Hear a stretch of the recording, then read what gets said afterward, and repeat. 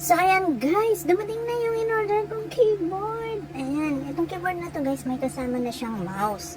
So, ayan, tara na, buksan na natin because I'm so excited na guys. Tara!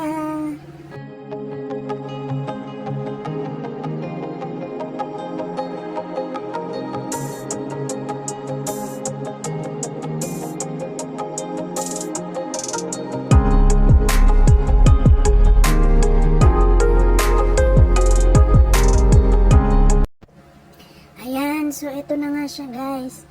Alam nyo guys, gusto ko nga palang magpasalamat dun kay seller. Shout out pala dun kay seller. Yan, muntik ko pa siyang away. Kasi sabi niya hindi daw makakarating agad. Kailangan ko to bukas guys. Kaya nga ako nag-order kasi kailangan ko siyang gamitin bukas. So, ayan na nga. So, mabuti naman at nakarating siya ngayon. So, magagamit ko na siya. And matatry ko na ngayon bago ko pa siya isabak bukas sa aking paggagamitan. So, ayan guys, ito na siya. O yan, binubuksan-buksan na natin. Ayan. Abangan nyo natin guys kung ano nga ang itsura niya, kung maganda ba talaga siya. Ayan. Alam nyo guys, first time ko kasing gagamit nitong brand na to. Brand? Tatak? Whatever. Ayan. So, first time ko guys. Ngayon ko lang siya nakita.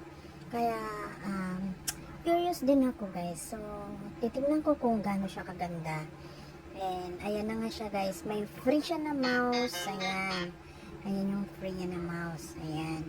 So, tignan na natin guys. Try na natin. Ay, tignan pa na muna natin yung keyboard. Ayan. Ano ba yan? One-sided kasi. So, ito na guys. Ayan na siya. Diba? Ang ganda. Ganda pala niya guys. Oh, ayan. Ayan siya. Pavin. So, ayan. Pwesto na natin. Tara, gamitin na natin. Wow, ang sarap gamitin guys. Ang lambot. Hindi naman nanakit yung mga daliri ko sa pagtatype. Ayan.